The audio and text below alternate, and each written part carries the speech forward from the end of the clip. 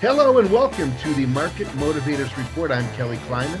On today's Quickcast, we're discussing the issue of losing business in the service department to independent repair shops. Now, with the amount of used and CPO inventory that was sold last year and continues to sell this quarter, ROs and service revenues should be way up, and they might be in your dealership, but in a lot of dealerships, they're definitely not. Here to shed some light on the enormity of the issue is a guy who should know, Mr. Fantastic, car coach Reid Richards. Hi, Reid. Hello, how are you doing, sir? I'm doing good. Better than a lot of service departments, although I think a lot of them are doing well. They could be doing a hell of a lot better. We're going to get there in a minute. But you posted an article that caught my eye entitled, "Where Did They All Go?" I'm one of those who went. Right. We know where they went. They went somewhere else. Break Yep. down the post for us. And for the service department folks who may see this interview, the numbers are not good. Right. I agree with you. So as far as the post goes, my mom taught me a long time ago that a good restaurant doesn't have to advertise. And my career kind of kept coming along. I start poking around and found out that, your gross retention comes from your service department, not from your variable ops side, which is somewhere close to the 25-30% gross retention, where in service it's 85, or it can be, let's say 75 to 85% gross retention in your service and a 93 to 95% in your parts department. Then I start doing a little bit more research, and I found that 86% of the customers that service with you will purchase their next car from you.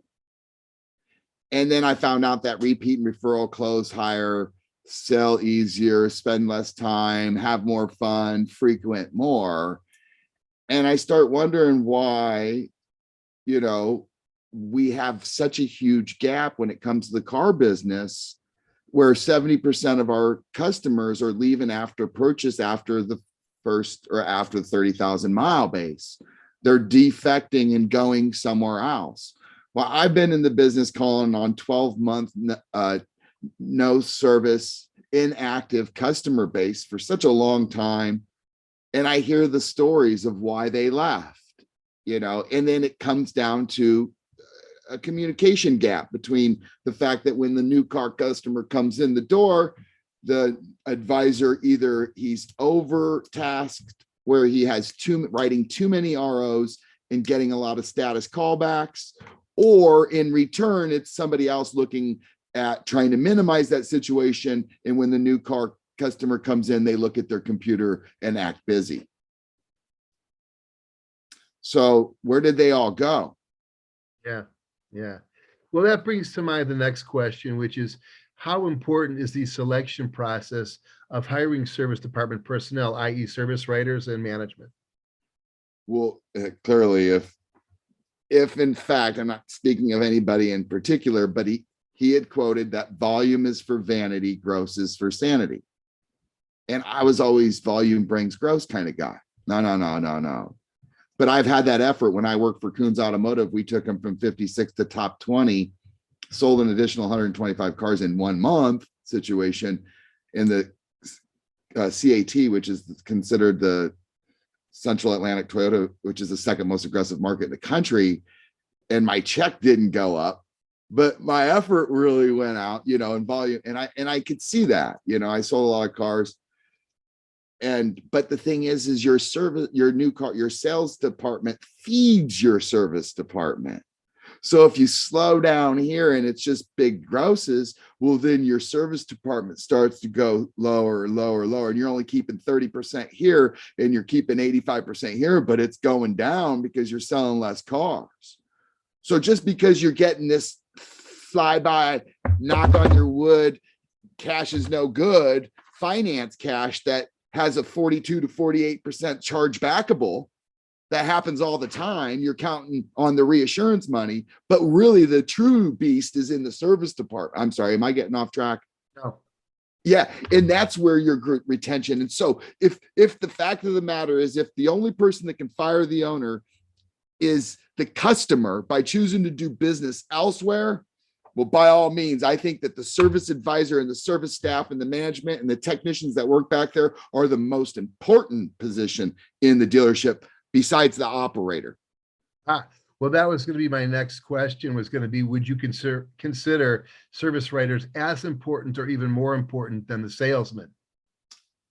Now I think they share a yes. I mean, I can't say more important, but they play a different role, just like chess. The pawn is important, very important, just as important as my rook. But how I play it and how they play, clearly I'm playing it. So how I play the position, again, sales is just as important because, again, there are dealerships out there like CarMax that don't service, that sell more used cars than anybody else with half the locations. They sell double the amount, somewhere close to 400,000 units. AutoNation second, 220 locations versus 105, and they sell half of that or less than half. So, and they don't have service departments. So they're, again, I think me and you, Kelly, talked about it.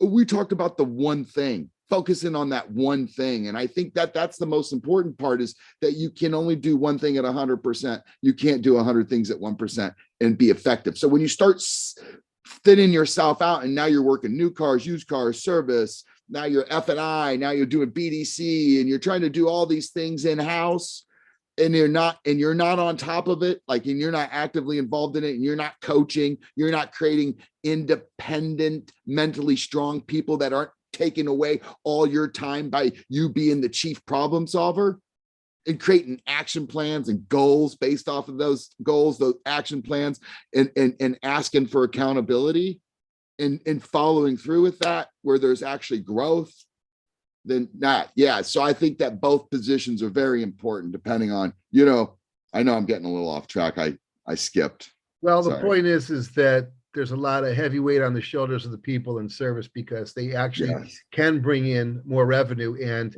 depending on what kind of person they are and the kind of work they do, they could also retain customers. And it's 8 times less expensive to retain than it is to buy new customers or to advertise. Yes. 7 times, costs you 7 times more to get a new customer than it is to keep the one you got. Well, I read 8, so that's fair. I'll take it. 7.5. That's too much, right?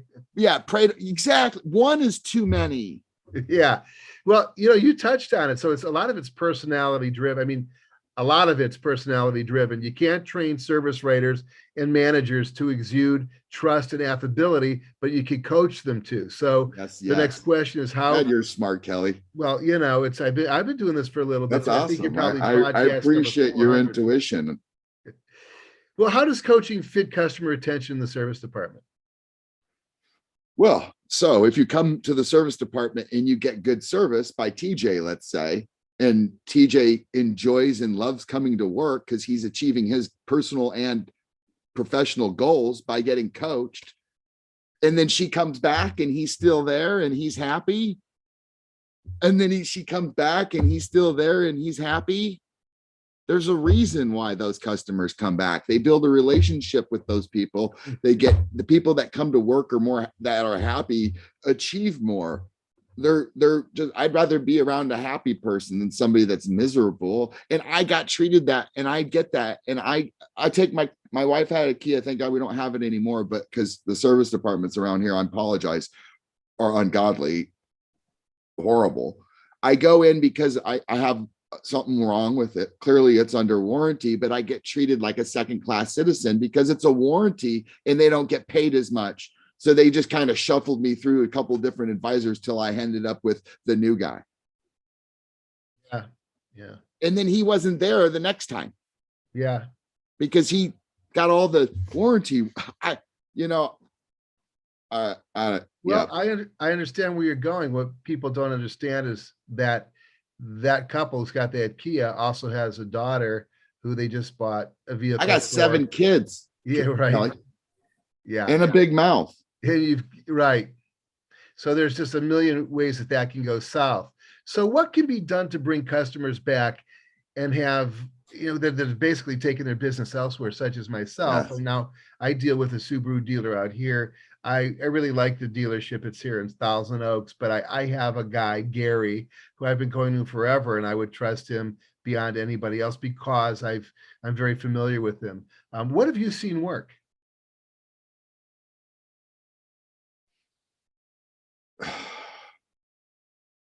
Well, the best thing I think is awareness.